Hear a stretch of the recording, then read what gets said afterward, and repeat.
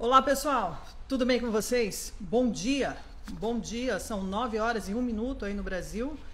Estamos aqui no ar, mais um dia, nesta quarta-feira, dia 6 de setembro de 2023, trazendo aqui um boletim, um highlights de notícias para vocês ficarem por dentro de tudo que está acontecendo, de quais serão essas notícias que vão ser comentadas bastante aí no Brasil e também ao redor do mundo, que eu estou trazendo para vocês aqui também. Então, vamos dizer assim que é uma pílula diária de informações, tá bom? Vai ser rápido para não tomar muito tempo e para não tirar também aí a atenção de todos vocês. Então vocês estão indo para o trabalho, estão tomando café, estão na academia, estão, enfim, levando seus filhos para a escola, fiquem aqui com a gente, tá bom? Fiquem aqui com a gente porque depois esse vídeo ele vai ser também disponibilizado no canal no YouTube, no X, né, que é o ex-Twitter, e também no Telegram, em todas as minhas redes sociais.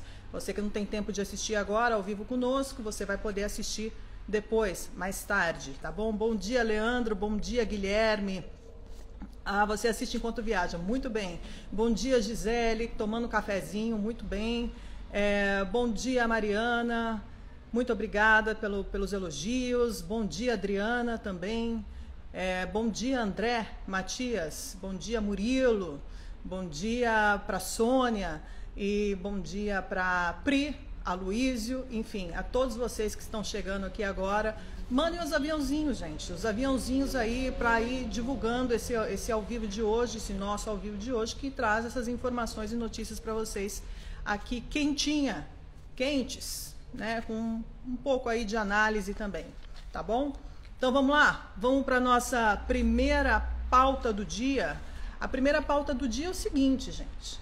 Está todo mundo falando que o Brasil está indo bem, o governo Lula continua fazendo propaganda, né, que a economia vai bem, obrigado, e que está tudo ótimo, e que tudo que era ruim no governo anterior e nos anos anteriores está sendo derrubado para ser colocado aí um governo mais justo, mais igualitário, um governo que pensa realmente na economia, que pensa no trabalhador, no cidadão, enfim. Mas será que é isso mesmo? Será que é isso mesmo que a gente está vendo na realidade? Porque a gente tem que trazer algumas informações importantes aqui também, né? A informação da pauta de hoje é o seguinte, que no Brasil mais de 400 mil empresas fecharam, somente nesse primeiro semestre, tá? Então, nesses primeiros 6 meses aí de 2023, o Brasil perdeu quase 500 mil de empresas. Para ser mais exata e mais precisa, o Brasil fechou um total de 427.934 empresas. E aqui a gente fala entre microempresa, pequena, médio e grande porte, tá bom? E aqui não está contabilizado as MEIs, né, que são essas empresas informais, dizemos assim, que o Lula também quer regulamentar, né, também quis regulamentar isso também. Então, esse é um saldo extremamente negativo, né, entre empresas abertas e fechadas no país. E o levantamento foi feito por quem? Essa é a pergunta que a gente tem que fazer, né? Por quem foi feito esse levantamento? O levantamento foi feito por essa empresa de contabilidade chamada Contabilizei. É uma empresa, enfim, que não está ligada, conectada ao governo, ao Estado, mas sim um fato independente. E esse levantamento foi feito com base aí nos registros de cadastro nacional, ou seja, através do CNPJ das pessoas, jurídica, né, do CNPJ, e esses números estão conectados diretamente à Receita Federal. Então, aqui a gente está falando de números reais, né, com informações reais. E, obviamente, esses números que são uma bomba realmente para o país, porque em apenas 6 meses, de janeiro até junho, que foi feito o levantamento, quase 500 mil de empresas fechadas, né? E aí o que acontece? Aí vem o governo do estado, aí vem o Ministério do Desenvolvimento, da Indústria e do Comércio, que é aí uma pasta de Geraldo Alckmin, e ele vem e ele contesta esses resultados, esses números, né, dizendo que, na verdade, eles observaram um saldo positivo de 212.654 empresas. Então, aí a gente pergunta, como assim? Que números são esses que vocês tiram também? Aí ele mandou os números, tal, do Ministério, contestando o resultado, porque, segundo eles, o saldo é positivo, entre aberturas e fechamentos de empresas, e sempre, segundo eles, né, eles abriram, as informações que eles passaram é o seguinte, que abriram 483.204 empresas nesse período e fecharam 270.550. Então, para eles, fica um saldo positivo aqui de 212 mil. A verdade, minha gente, é que foram fechadas 3 vezes mais empresas industriais do que abriram no segundo trimestre desse ano. Essa é a verdade. No período foram inauguradas 7.810 empresas industriais, mais 25.151 empresas foram fechadas. Essa é a realidade. O comércio tem o pior desempenho, foram fechadas 199.500 empresas no comércio, agora no segundo trimestre de 2023, enquanto abriu somente 61.685 empresas. Então, a gente tem um saldo negativo abissal aqui durante esse período. Isso significa o seguinte, gente, que aproximadamente 2 empresas fecharam para que uma se abrisse. Então, não vai fechar esse resultado, obviamente, no final do mês, a conta. Então, tá certo, a gente está tendo um calo, um fechamento de empresas com números realmente importantes de serem notificados e avaliados, porque aqui também, junto a isso, esse fechamento de empresas, o que acontece? Você também tem um índice de desemprego, e aqui a gente vai chegar nele, né? Agora, o fato é que esses fechamentos das empresas têm sido mais frequentes do que as aberturas desde o 4º trimestre de 2021. De lá para cá, o saldo mostra que mais de 750 mil empresas foram eliminadas da economia brasileira. Então, a gente está falando aqui de 750 mil empresas que deixaram de existir de 2021 até 2023. Né? E com um saldo muito maior, só 400 mil delas, mais de 400 mil delas aconteceram nesse trimestre desse ano, hein? Aqui a gente está falando de 750 mil de 2001 a 2023, mas só nesse trimestre, só nesse ano de janeiro a junho, quase 500 mil de empresas foram fechadas. Um resultado, enfim. E aqui entra a informação importante que eu quero falar para vocês, né, que comprova a desaceleração econômica, porque todo mundo fala, não, porque está aumentando o número de empregos, tem muitos empregos disponíveis na cidade, enfim, a economia está girando. Isso é a propaganda que o PT faz o tempo todo nas redes sociais deles, né? Propaganda, porque isso não é verdade. Só que, olha só, gente, só o número de pedidos de seguro-desemprego chegaram a quase 7 milhões somente nesses últimos 12 meses. Então, a gente já está com quase 9 meses de governo Lula, e nos últimos 12 meses nós tivemos mais de 7 milhões de pedidos de desemprego, de seguro-desemprego. Tá? A maior quantidade desde o meio da pandemia, ultrapassando até mesmo a média observada entre 2018 e 2019.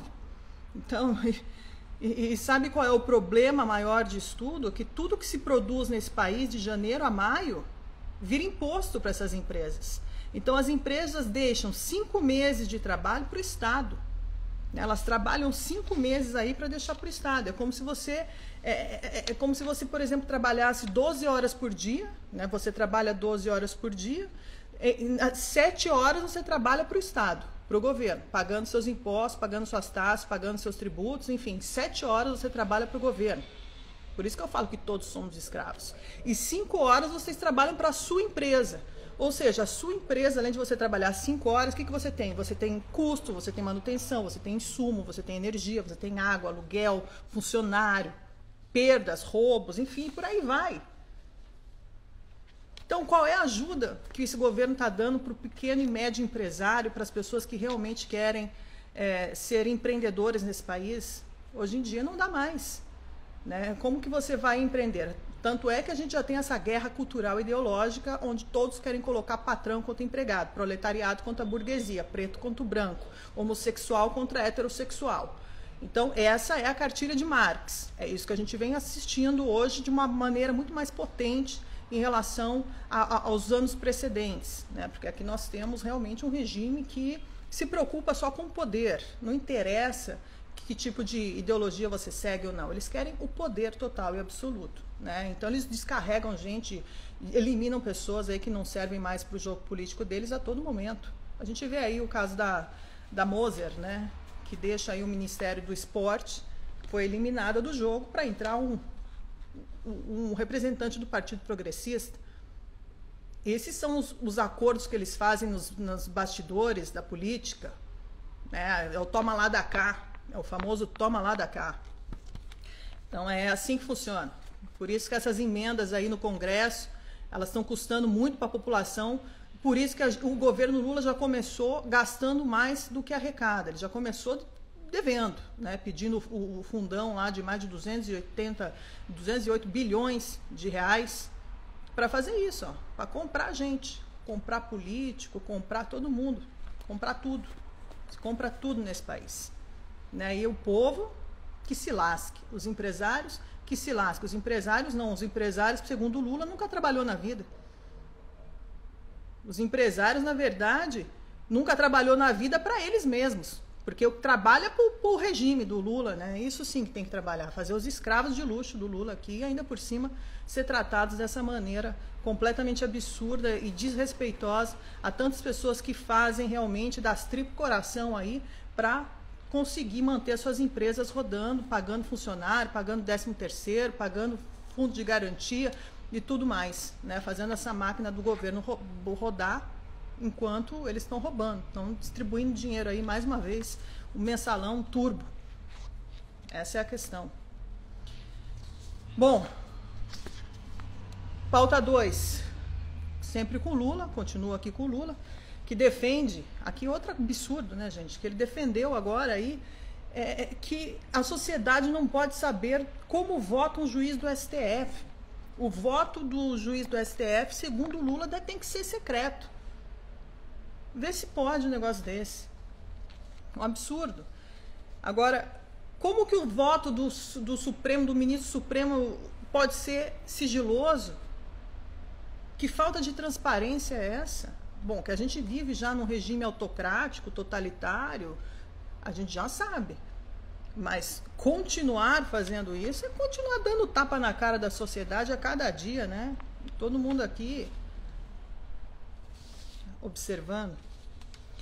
Bom, ele acha que as decisões dos magistrados precisam ser cumpridas, mas que a forma como cada juiz vota não deveria ser aberta à sociedade, segundo o próprio Lula. Então, ele diz o seguinte: a sociedade não tem que saber como é que vota o ministro da Suprema Corte. O cara, isso são as palavras dele, é o linguajar dele, tá? O cara tem que votar e ninguém precisa saber. Votou uma maioria, ninguém precisa saber quem votou, porque cada um que perde fica com raiva e cada um que ganha fica feliz. Esse é o texto que o presidente da República fala descaradamente, de forma anticonstitucional, de impor um sigilo em cima dos votos do juiz da Suprema Corte. Algo completamente impensável. Aí ele justifica a defesa da remoção da transparência do judiciário pelo fato do quê? Pelo fato que o seu ministro, né, o Cristiano Zanin, ele vem sendo atacado pela própria esquerda, né? Porque a própria esquerda está dizendo que Cristiano Zanin está dando votos, aplicando votos conservadores. Esse é o preço que a gente paga por se acostumar a viver com um Supremo completamente anticonstitucional, que comete crimes o tempo todo, que rasgam a Constituição, que não usam a tecnicidade de resolver as coisas, né? Então, quando você se acostuma com isso, aí quando chega um juiz que é técnico, que vai lá e dá o seu parecer, aí não tá bom. Aí o ativismo político entra, o ativismo judicial entra. E é esse o problema que a gente vem enfrentando no Brasil, o famoso ativismo judicial. Né? E aí agora, quando os ministros, né, dão opinião política, ideológica, fazem cursos por aí, palestras, falando sobre democracia, né, eles abrem inquéritos ilegais e completamente anticonstitucionais, usa a corte para perseguir inimigos políticos. Isso pode. Isso deve ser feito para o Lula. Isso é a cartilha que tem que ser. Né? Então vamos colocar aqui o voto em sigilo, mas vamos permanecer agindo da maneira que nós estamos agindo, que a Suprema Corte está agindo. Ou seja, abusando do poder. Isso é um abuso de poder. Né? A gente sempre fala, quando chega na ditadura da toga, não tem para onde ir.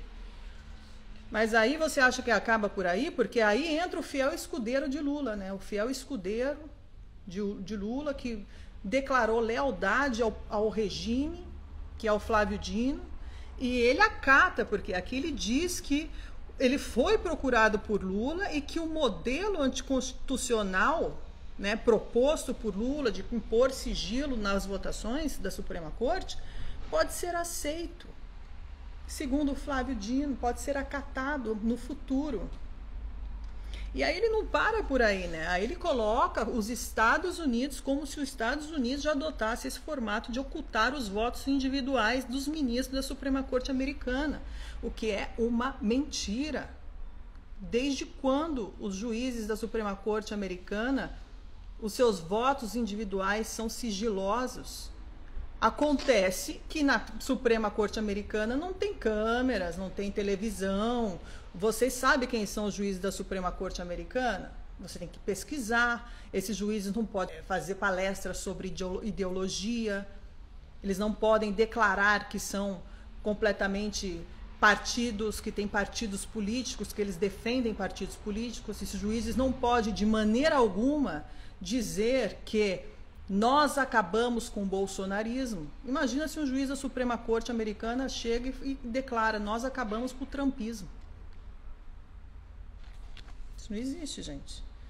Então, o Flávio Dino continua contando mentira, falando mentira o tempo todo, querendo ligar, né, esse regime aí ao regime de democracia dos Estados Unidos, que embora esteja capengando lá também a democracia, mas o sistema da Suprema Corte não é assim que funciona, não.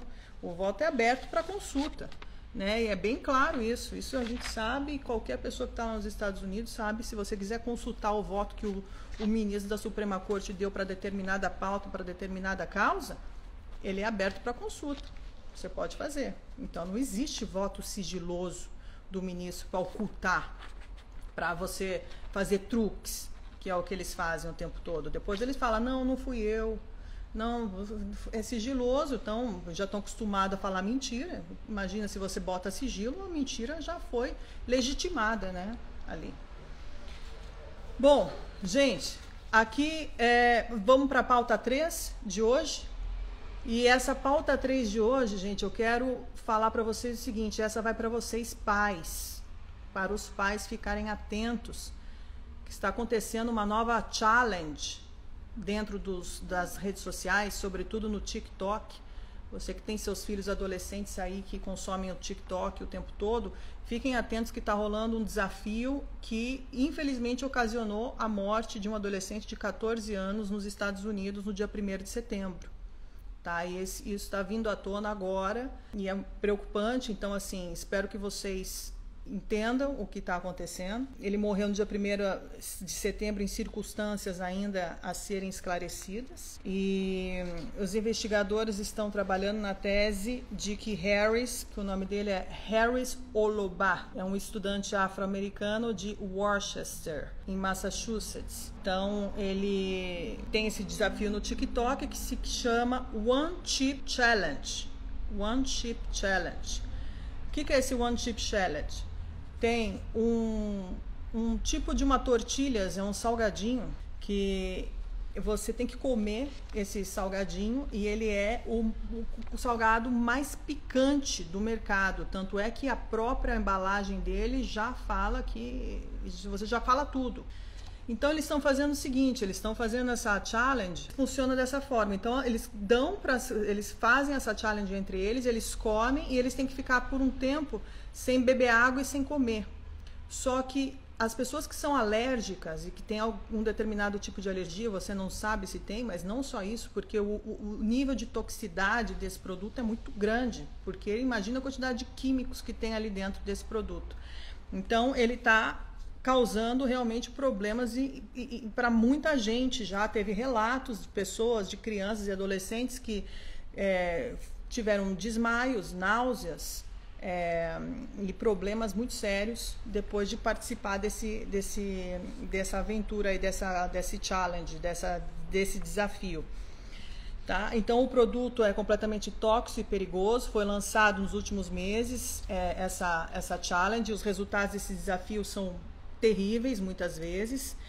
As pessoas têm enjoo, desmaios e problemas respiratórios. E aqui que mora o problema, que você pode morrer, ter uma morte súbita imediata através desse challenge. E as tortilhas, elas são produzidas pela PAC desde 2016. Tá? Então a mãe de Harris Oloba, de 14 anos, foi chamada de urgência à escola, né? Seu filho estava com fortes dores no estômago. Ao chegar na escola, a direção da escola pediu para que ela levasse o filho para casa. E ele se sentiu um pouco melhor quando chegou em casa pela manhã, mas quando ele foi sair à tarde para encontrar os amigos, ele se sentiu mal, tá? E morreu em poucas horas, apesar de ter sido levado às pressas aí para o hospital. Agora, caberá a autopsia estabelecer a causa da morte do menino, mas a questão aqui é o seguinte, que alguns meios de comunicação disseram que esse desafio aí do One Chip está por trás da sua morte, né? As informações são que o estudante comeu a tortilha enquanto estava na escola. Então, a escola onde ocorreu a tragédia ordenou a proibição do produto e colocou uma equipe aí de psicólogos à disposição da família. Ó, eu já tive relatos de pessoas muito próximas que já fizeram esse challenge e realmente essas pessoas ficaram mal, bem mal. Então fiquem atentos porque, olha só, numa brincadeira dessa de mau gosto acontecem tragédias irreversíveis e você acaba perdendo filhos, parentes e tudo mais por uma bobagem dessa absurda. E isso a gente só tem que falar e denunciar realmente o que está acontecendo para vocês ficarem atentos, para entender, né, que tipo de brincadeira de mau gosto é essa que está levando a vida também de adolescentes e colocando a vida de adolescentes e crianças em risco. Então fiquem atentos com esse TikTok aí, tá certo? Que é difícil, eu sei, mas temos que estar atentos. Gente, a pauta número 4 é o seguinte.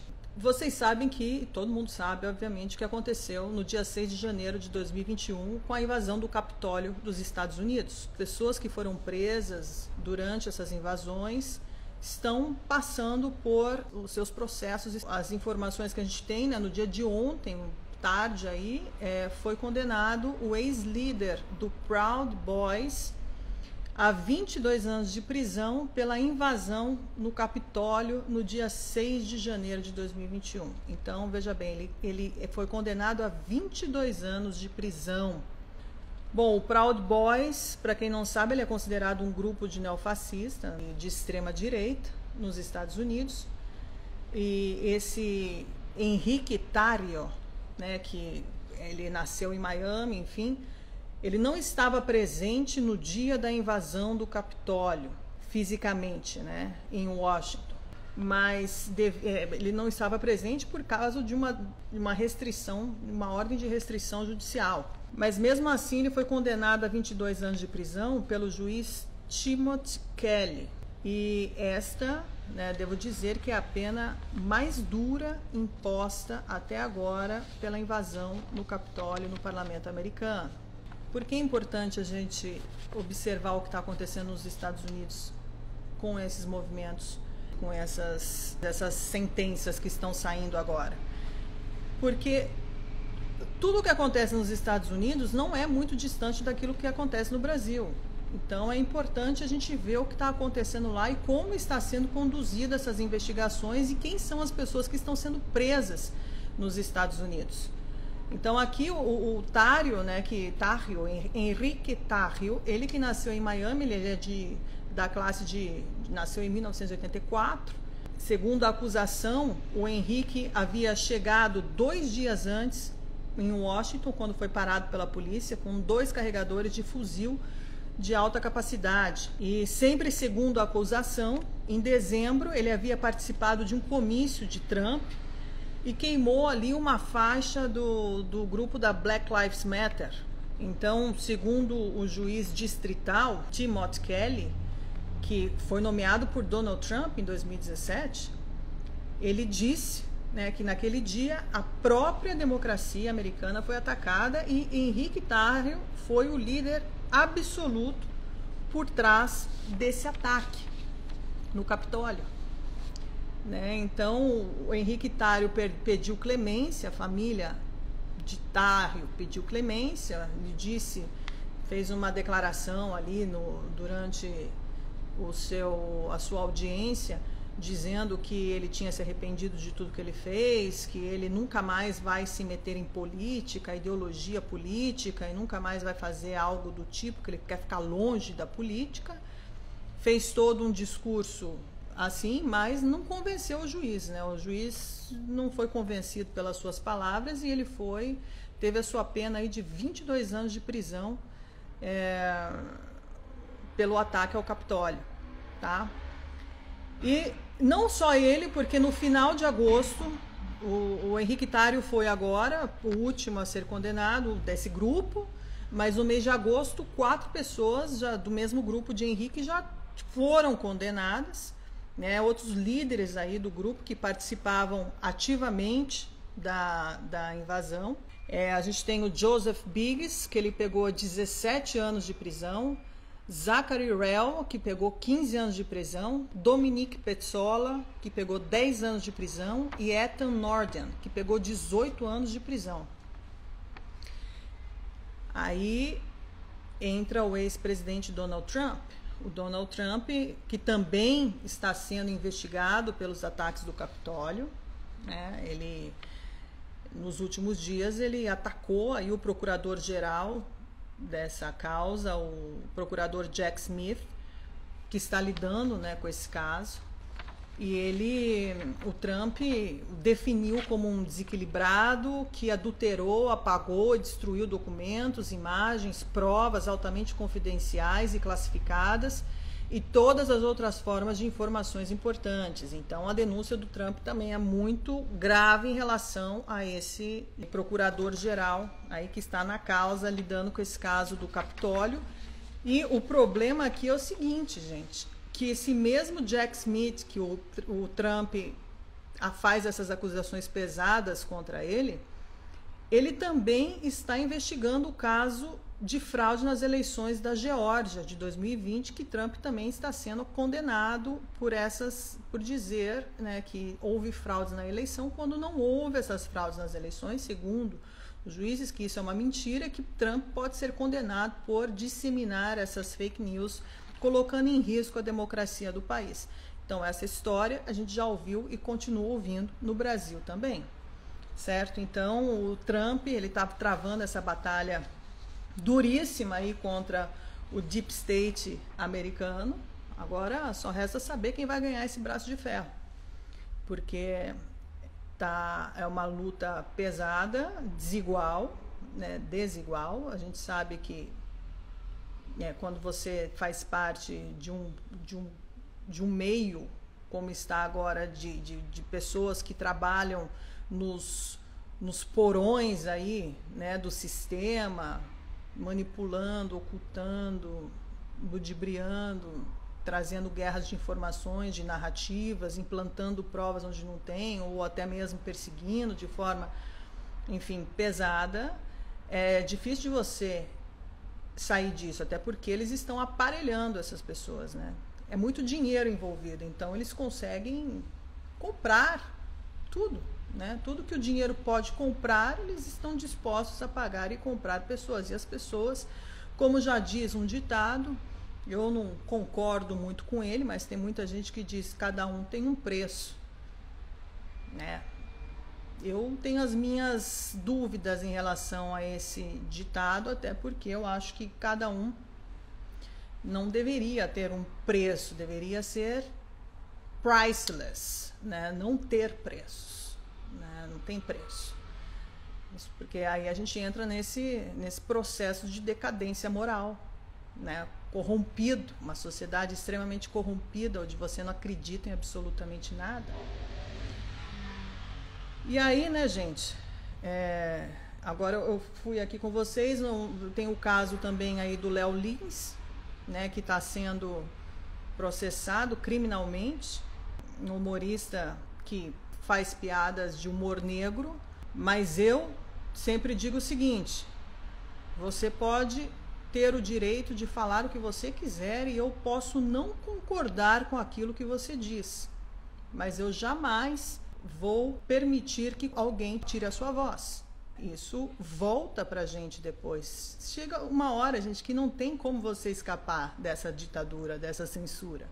Qualquer pessoa que tenha a consciência que qualquer modo de censura não vai chegar até ela, que ela está imune a isso, é uma pessoa extremamente ignorante, porque essas pessoas não têm noção do que o poder é capaz para calar vozes. Então, quando você começa a calar vozes e tem uma plateia aplaudindo porque, eu quero que se ferre ele mesmo, e ninguém defende isso, embora eu não esteja de acordo com as piadas que ele faz, embora eu não ria das piadas que ele faz, mas eu acho que isso é completamente incabível.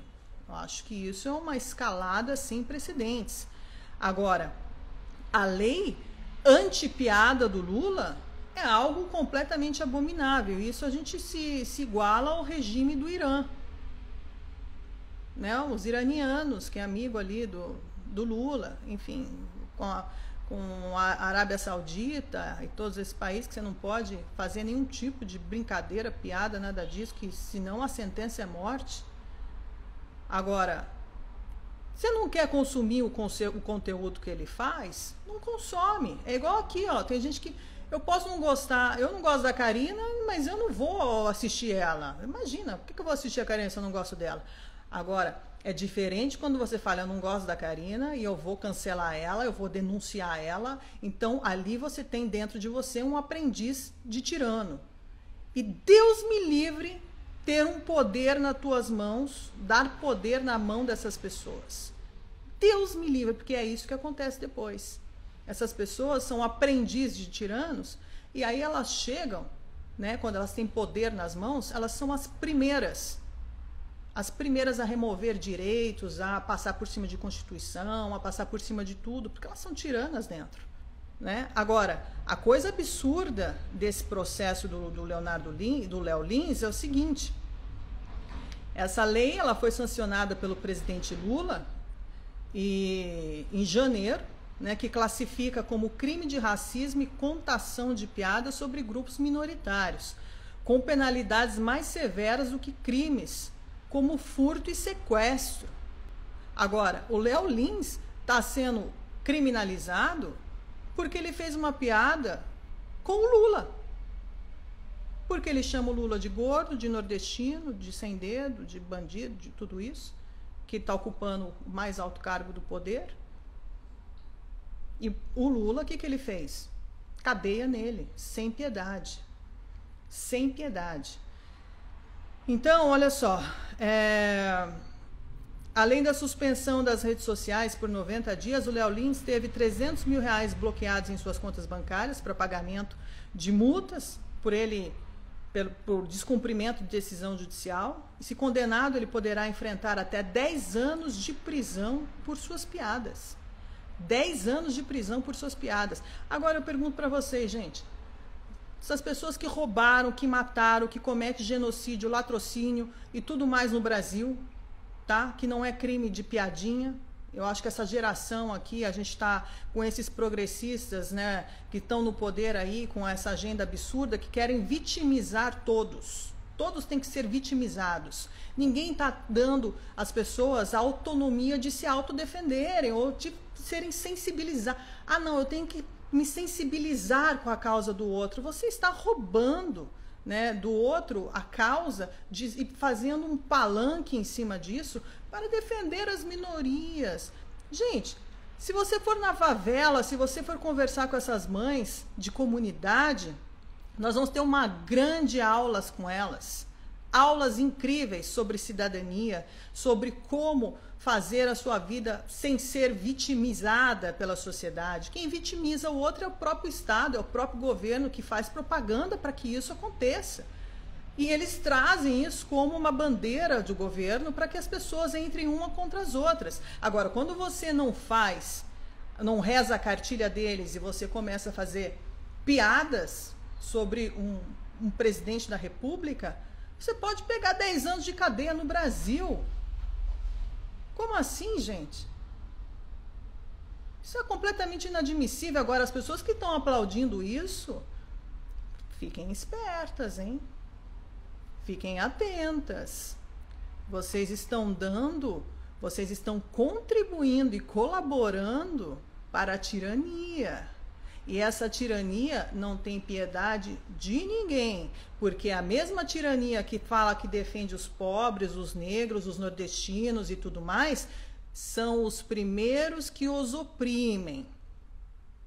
São os primeiros que removem tudo deles. E não pense que você vai ser diferente, que você vai ser poupado desse regime, porque você não vai ser poupado. Cedo ou tarde ele vai chegar até você. É uma questão de tempo. De tempo. Então, ó, fiquem atentos. Essas pessoas que continuam aí alimentando esse regime tirano e nefasto, vocês serão os próximos. Tá? Porque aqui você acha que o regime está preocupado se você é de esquerda, se você é progressista, se você é globalista, se você é comunista. Os comunistas são os primeiros que matam o próximo. Mataram milhões pelo mundo. Todos aqueles que são dissidentes, que são amigos, mas não fez o dever de casa direito, foram eliminados, mas sem nenhuma dor no coração. Acabou. Eliminado.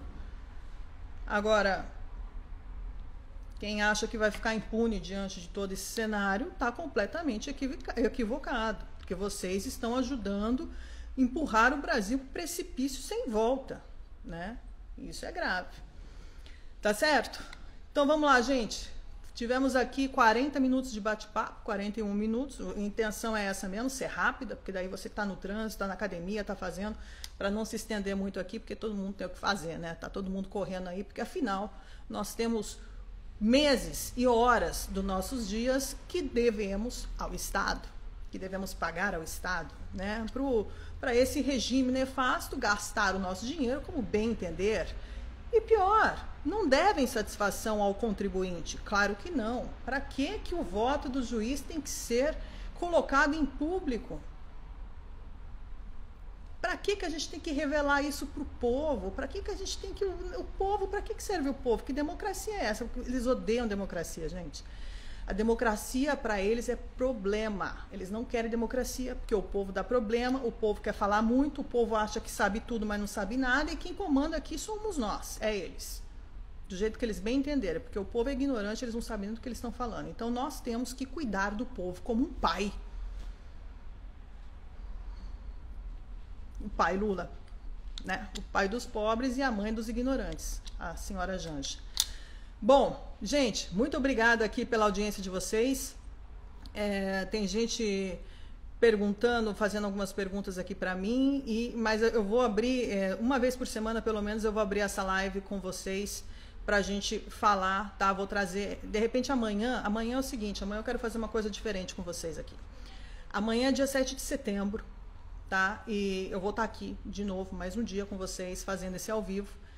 E aí, o que nós vamos fazer? Eu vou conversar com vocês. Tá? As pessoas que quiserem participar desse ao vivo, que quiserem entrar, que quiserem se mostrar, que quiserem omitir a sua opinião, fazer suas análises, expressar os seus sentimentos durante, né, perante essa situação atual do Brasil, enfim, relatar as coisas que eles estão sentindo, vivenciando, vocês serão mais que bem-vindos. Então, amanhã eu vou fazer esse programa especial com vocês, tá? Eu vou começar aqui e depois eu vou colocar vocês aqui na live e vocês podem me mandar as solicitações e eu vou inserindo vocês para vocês emitirem as opiniões de vocês.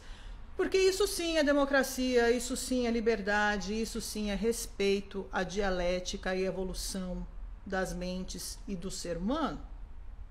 Isso sim é respeito. Nada disso de ficar dividindo um outro, que é preto, que é branco, que é pobre, que é rico, que é isso, que é aquilo, que isso é o jogo deles, histórico e completamente falido, que eles tentam a qualquer preço continuar impondo esse joguinho obsoleto que já está todo mundo cansado de saber aonde acaba, né, e como acaba, que é um falimento total.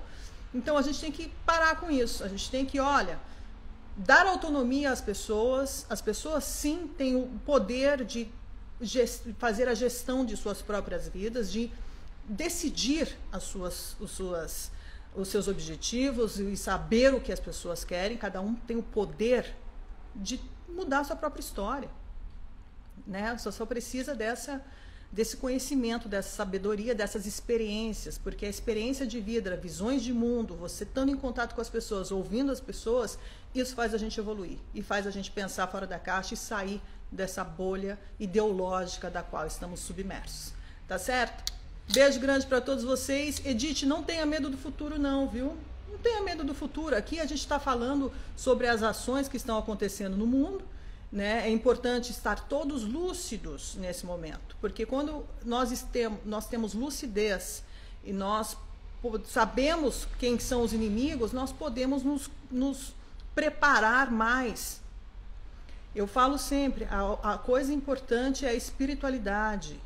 Busquem a espiritualidade, né? Rezem mais, acreditem, tenham mais fé, porque eles querem impor um estado ateísta, né? E esse ateísmo, como a gente está vendo acontecer na maioria desses países do Ocidente, ele está trazendo um problema enorme, né? Então, o comunismo com o socialismo e o ateísmo é uma combinação letal. Então, nós não podemos deixar que isso aconteça, certo? Então, a primeira coisa aí é você se espiritualizar, você realmente acreditar e ter fé. Senão, é como dizia Santo Agostinho, ter fé é assinar uma folha em branco. Pense nisso. Beijo, gente. Fiquem com Deus. Até mais. Tchau, tchau.